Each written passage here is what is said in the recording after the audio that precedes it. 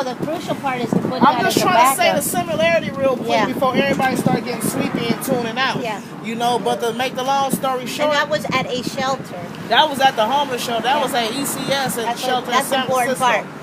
So-called place of rest. I went to the EEOC and filed my charge against the supervisor. Of course, they didn't do nothing about it. But her friend, a so-called black woman, they friends. So the sister don't like that. I done told her little Pakistani partner for calling me a nigga. And so what happens when I injured myself at the end of that year, at the end of 2010, what Anita did is she lied to the workers' comp people so I wouldn't get my workers' compensation. They told a flat-out lie. I went for my stress leave. I did the same thing. Once I seen they wasn't doing nothing about it, and I was like, look, I suffer from transatlantic slave syndrome. You cannot do that to me. The ancestors still alive me. You want me to bop you upside your head? I'm not going to bop you upside your head because that y'all anticipate us having that reaction. But no, I whooped her with the paper. That's what I did. I whooped her butt with the paper. They retaliated against me. I took that stress leave after they told me I couldn't do my grandmother's hair for my grandmother's funeral, St. Lily Mae Brantley. Ashe, I went to her boss. I said, my supervisor said I couldn't go to the funeral home. I'm going. I said, I'm going to the funeral home to do my grandmother's hair. This is a form of oppression right here. I'm a human being that just lost somebody. That's not who you are telling me no. And so subsequently, I went out on my stress leave and everything. But what they did, I went back for a meeting because I know my FMLA ran out. So I sat down with the manager. I sat down with Rashida Blake, and she got the form from David Medina and all them. I take a personal leave. And if I don't come back by March 28, 2012, I lose the job to a voluntary quit because I'm getting all the paperwork. I'm getting everything together. So, yeah, give me that time because I'm fighting this. They fired me right in October. They reneged on the contract that they had created for me to take a personal leave and come back March 28th. They fired me in that October before March.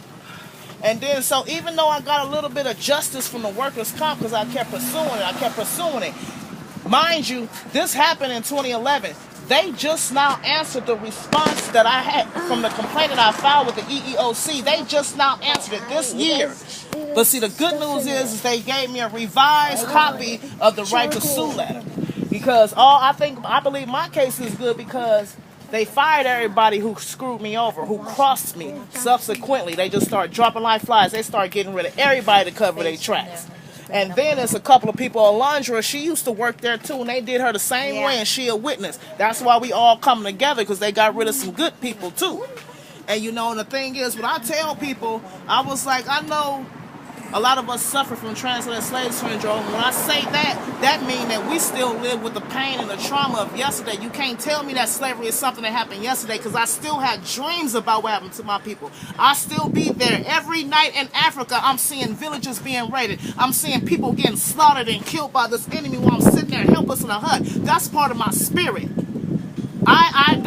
That's why I chose to do self-sufficiency. That's why I got the jewelry business going on too, because I'm not gonna sit up here and be on my knees begging these devils for no jobs, and they can't even treat me like the human being that I am. They ain't even took out the Constitution that we still 3/5 of a human being. So that's when you know it's a joke right there. See, long as white supremacy runs, Rob, we ain't gonna never have no equality, because there's no such thing as one race of people ruling over the other race of people. That's why it's so chaotic now.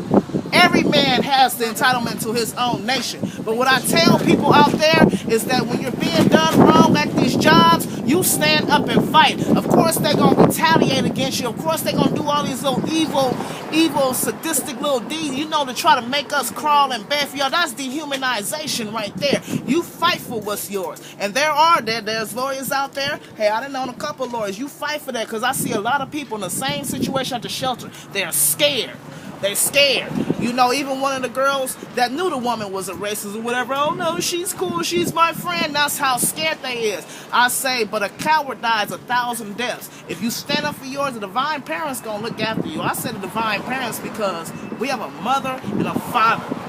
And everybody has a mother and a father. So it's Mother Nature, and it's the righteous Lord of the world, like I say. But I went through the same thing this brother went through, and I kept fighting. You just keep fighting. And what I did, they wanted to shoot my knee up with the cortisone because I injured my knee and all that. But I refused it too. Instead, what I did is I went to the swimming pool and started doing water aerobics. That's what I did because I don't believe in all that. You know, they want to shoot you up with everything. But my bottom line is the injustices of these jobs that people feel like, our people feel like we got to tolerate this because that's your only means to survive. This is the time for self-determination, and you create your own job. Because as long as we continue begging them for something, and then even the black folks who got their little title and their status, who step on our necks harder than the white counterpart. Now that's even worse too. That's worse too. We got a lot of that out there.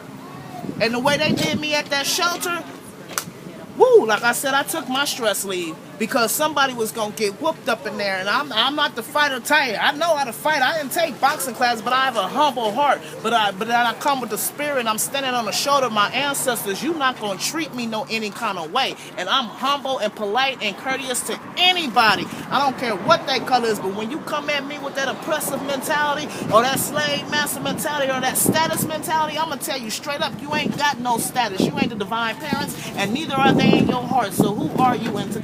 Exactly. Ashe, I'm going to stop you right there just because I don't want to lose